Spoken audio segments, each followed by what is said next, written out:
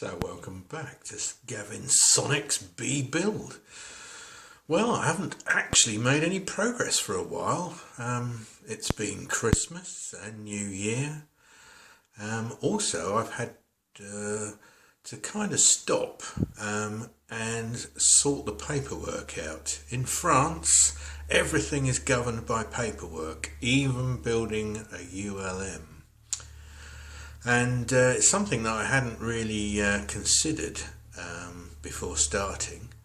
And in order to make sure that I get the ULM registered correctly, I need to fill out the right paperwork. Well, I joined the local constructors club because building aircraft in France is a big sort of pastime, and lots of people do it. There are several people in our local village who've built aircraft. So joined the local constructors club thinking they'll be able to help me out, and I forgot that the standard thing in France is every time you ask to do something, the answer is no until you sort the paperwork out.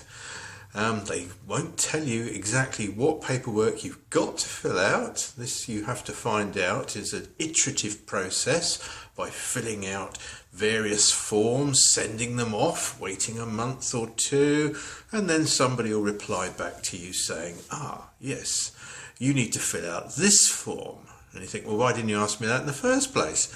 And then you fill out that form, you send it off, and then another person will contact you a little bit later on and say, yes, we've got your application and this form, but we also need this form as well.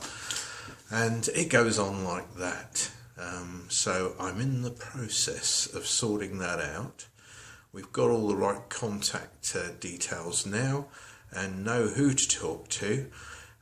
My flying instructor Patrick, who is bilingual, he speaks very good English and is French, is going to give me a hand to communicate, and hopefully we'll get the paperwork sorted out so that I can carry on, because I don't want to go too much further until I know that I've done everything that they want me to do, particularly as the next task is to put the wings together. And I don't want to have to drill out all the rivets on the wings so somebody can come round and inspect the inside.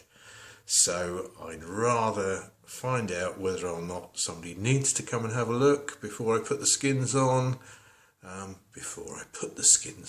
because there are probably 1,000 rivets in each wing, and that would be awful.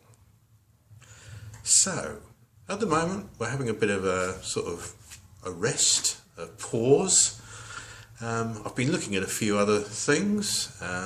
Weight is an issue that I've got to sort out because I've chosen to put the turbocharged engine in. That weighs more than the standard engine. I have a certain limit on how much the empty weight of the aircraft can be. So it's going to be touch and go. I'm looking at how I can save a little bit of weight here and there, what I may or may not leave off for the test and then put on afterwards, maybe. A bit like when I built the kit car. And that's where we are really. I've had a good look at the wing construction. I've identified all the bits and pieces that we need to put together.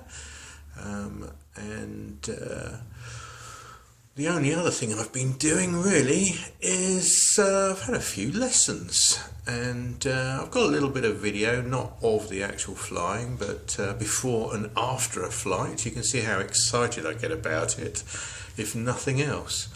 Had a little trip today from Jonzac to a small grass strip, only about a 10-minute flight away.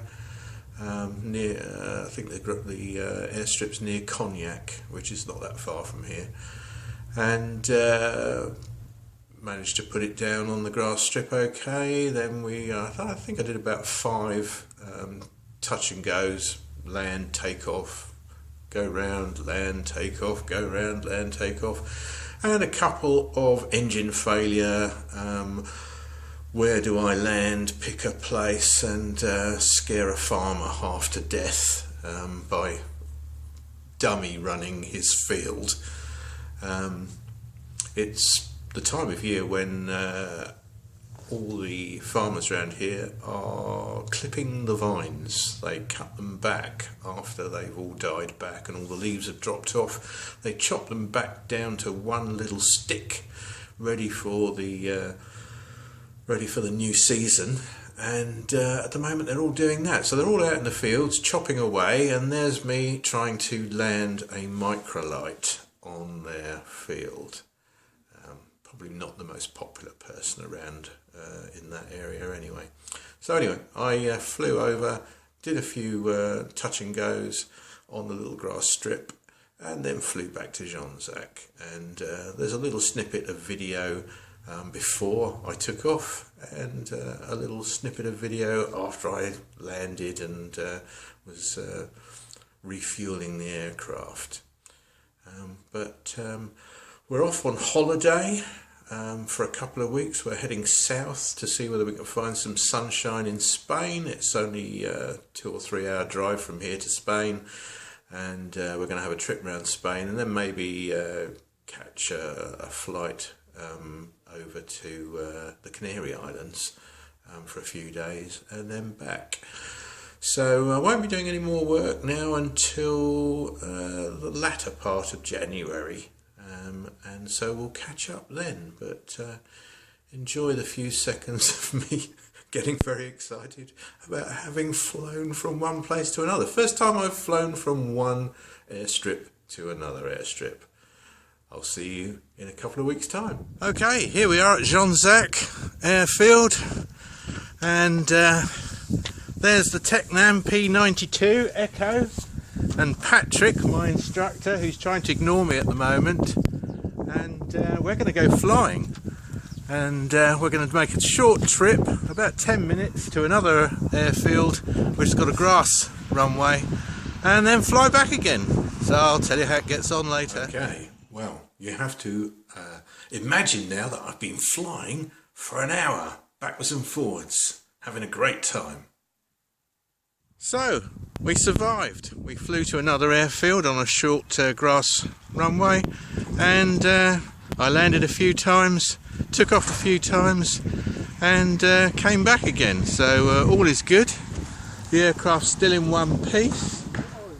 They're just about to refuel it. Katie's come to pick me up. And how did I get on, Patrick? How was my flight? Your landings. I like your it was landings. Good, was it? Yes, it excellent. Was. Good. We'll speak later. Of course, there's one last thing to say.